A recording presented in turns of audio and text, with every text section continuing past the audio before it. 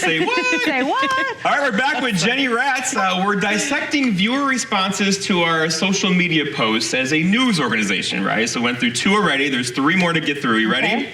The next one is Sugar Camp Cafe owner hopes guests visit for the cows. So it was a story about a restaurant or a cafe that has cows in their backyard, okay? So Melissa, she says, you bet, I'm going. You bet I'm going. You bet. Right? There was no negative responses to this, right? So what do you guys think of? Would you go to a cafe that has cows in the backyard?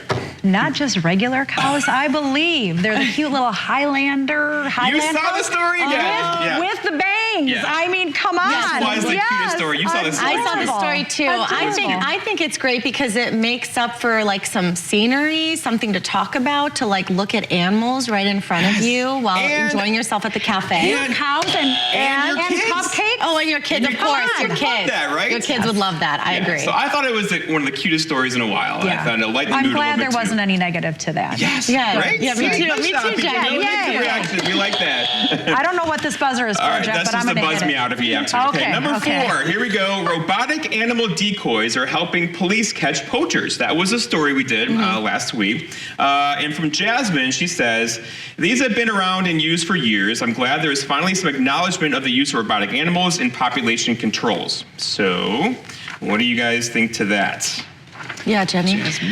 Well, I think that if you are, I come from a huge family of hunters, and I think that if you are hunting, you need to do it responsibly, and if you are trying to break the law to do things illegally, you should be punished appropriately.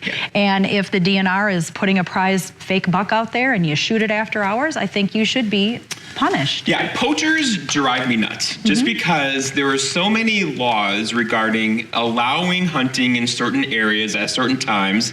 Just obey the rules. Right. Just obey the rules. So it's all fair for everybody, right? So I thought Jasmine's response was pretty good. Agnes, you agree? I do. I agree as well. Just be responsible about it as well. Be responsible, because if you don't, that opens a whole can of worms. And the DNR, they're busy. They can't always patrol the areas and, go after the people who are breaking the rules. But it's up to us to kind of own that, right? And if we own that, then we all kind of are on the same page. It's fair for everybody. And the animals, they know what's up. I do think most hunters are very responsible and respectful. I will say that. Yeah. I agree. Okay, so number 5 here is local woman spreading awareness about sextortion.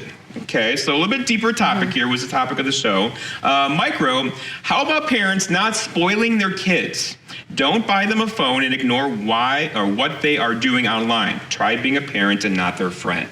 So a bit of a deeper topic here, of course, involving sextortion, but might go to that place where, a lot of parents struggle with that, where they become their kid's friend. I'm not a father, you are, and you're a mother. So what do you guys think to this?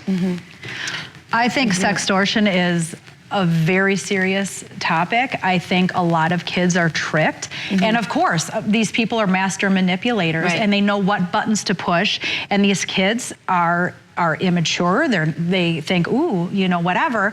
And they fall into these horrible, horrible traps that end up having some kids pay the ultimate price, and it's terrible.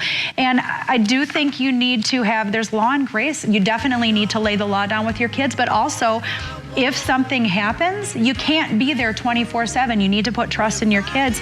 And if something happens, you need to give them grace to be able to come to you and figure out how to fix the problem, because some kids think they can't, and then horrible things happen. I agree. We're going to take a break. I do agree. We'll be right back after this break.